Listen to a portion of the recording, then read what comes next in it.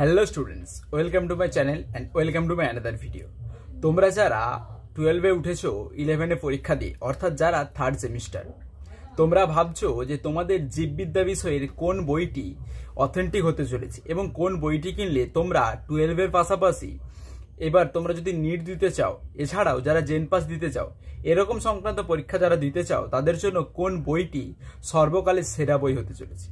তো তার জন্য আমি আগেই ভিডিও বানিয়েছি সাঁতরা পাবলিকেশানে। সাঁতরা ছাড়াও বিভিন্ন রকমের মৌলিক লাইব্রেরি, পারুল প্রকাশনী, এই সংক্রান্ত যে সমস্ত বইগুলি তোমাদের কোন কোন দিক থেকে সেরা, সেই বইগুলির রিভিউ তোমরা আমার চ্যানেলে পেয়ে যাবে। এছাড়া যে ভিডিওটি পাবে না সেটি হলো ছায়া প্রকাশনীর বই।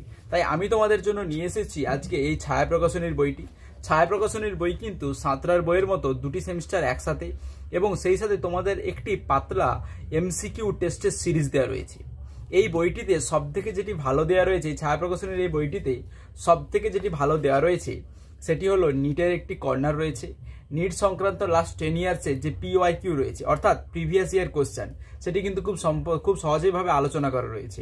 এছাড়াও যারা ভাবছো সাঁতরার বই না কিনে অন্য কোনো একটা অথরের বই কিনতে চাও, তারা কিন্তু এই ছায়া প্রকাশনের জীববিদ্যা কিনতে পারো। আমি কিন্তু এটি কোনো যে প্রকাশনী বা কোনো কোম্পানির প্রমোশন করছি না, যেটি অথেন্টিক সেটি তোমাদের সামনে তুলে ধরছি। এবং আমি যদি দেখো, আমি ব্যক্তিগতভাবে যেটি পছন্দ করি সেটি হলো কিন্তু ছায়া প্রকাশনীর বইটি। তার মেন কারণ হচ্ছে তোমাদের যেহেতু MCQ টেস্ট চলবে, তাই MCQর জন্য তোমাদের কিন্তু এই বইটি থেকে ডিফারেন্ট টাইপসের প্রশ্ন থাকবে। এছাড়াও তোমাদের নিটের জন্য যারা প্রিপারেশন নিতে চাইছো, তাদের জন্য কিন্তু এই বইটি বাংলাতে সেরা হতে চলেছে। কারণ নিটের জন্য বাংলা ভার্সানে লাস্ট 10 বছরের সেরা প্রশ্নপত্রের সংকলন রয়েছে। এছাড়াও যে চিত্র সংক্রান্ত যে প্রশ্নগুলি, যেগুলো CBSE বোর্ড, ICSE বোর্ড, এই সমস্ত বোর্ডে যে সমস্ত প্রশ্ন হয়, সেই প্রশ্নগুলোও কিন্তু তোমরা অবশ্যই দেখতে পারবে। কারণ তোমরা হয়তো ভাবছো যে আমরা তো বেঙ্গলি মিডিয়ামে পড়ি, তাহলে ইংলিশ মিডিয়ামের প্রশ্ন দেখে আমাদের কি কাজে লাগবে। তাদেরকে বলে রাখি, যারা বেঙ্গলি মিডিয়ামে পড়ছো কিন্তু তা সত্ত্বেও ইংলিশ মিডিয়ামে কীরকম ধরনের প্রশ্ন আসে, সেটি যত তোমরা সলভ করবে MCQ, তত কিন্তু তোমাদের জ্ঞান বাড়বে, নলেজ বাড়বে। কোনো একটি সাবজেক্ট সম্পর্কে তোমাদের যে বেসিক কনসেপ্ট সেটি ক্লিয়ার আছে কিনা তা কিন্তু তোমরা নিজেরাই বুঝতে পারবে।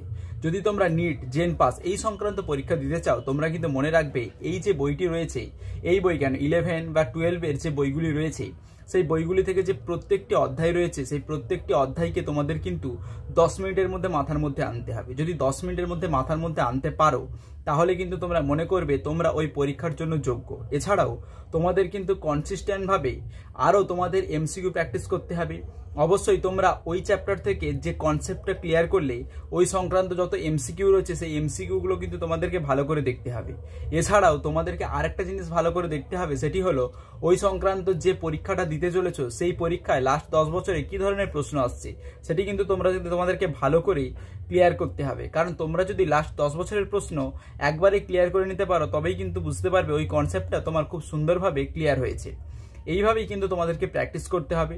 তো যারা আমাকে অনেকেই আমার অফলাইন ব্যাচে কমেন্ট করছিলে, এবং অনেকেই আমার অফলাইন ব্যাচ এবং অনলাইন ব্যাচে বলছিলে যে স্যার থার্ড সেমিস্টারের জন্য কোন বইটি সেরা হতে চলেছে, তাই তোমাদের জন্য বলবো আমার ব্যক্তিগত দিক থেকে এবারে কিন্তু ছায়া প্রকাশনী সাঁতরাকেও ছাপিয়ে গেছে।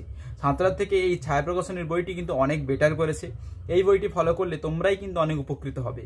এবং অবশ্যই তোমরা কিন্তু OMR শিট রয়েছে, OMR শিটে প্র্যাকটিস করবে। কারণ OMR শিটে প্র্যাকটিস করলে তোমরা কিন্তু কম সময়ের মধ্যে অনেক বেশি পরিমাণে প্রশ্নের উত্তর করে আসতে পারবে এবং সঠিক করে আসতে পারবে। কোনো রকমভাবে টেনশন কাজ করবে না। তাই তোমাদেরকে বলছি, MCQ যখন প্র্যাকটিস করবে, তোমরা যদি 60টা MCQ প্র্যাকটিস করো বা 50টা MCQ প্র্যাকটিস করো, তাহলে তোমরা সর্বদা চেষ্টা করবে 40 মিনিট বা 50 মিনিটের মধ্যে পুরোটাকে কমপ্লিট করার। তাহলে কিন্তু তোমরা বুঝতে পারবে তোমাদের যে কনসেপ্টটা রয়েছে এবং তোমরা যে প্রিপারেশনটা নিচ্ছ, সেই প্রিপারেশনটা অনেক অনেক ভালো হয়েছে। আজকের ভিডিও এই পর্যন্ত, দেখা হচ্ছে পরের ভিডিও থেকে। অবশ্যই যদি ফেসবুক থেকে দেখে থাকো, অবশ্যই আমার পেজটিকে ফলো করে দিও, এবং ইউটিউব থেকে দেখে থাকলে অবশ্যই চ্যানেলটিকে সাবস্ক্রাইব করে দিও। দেখা হচ্ছে পরের ভিডিওতে।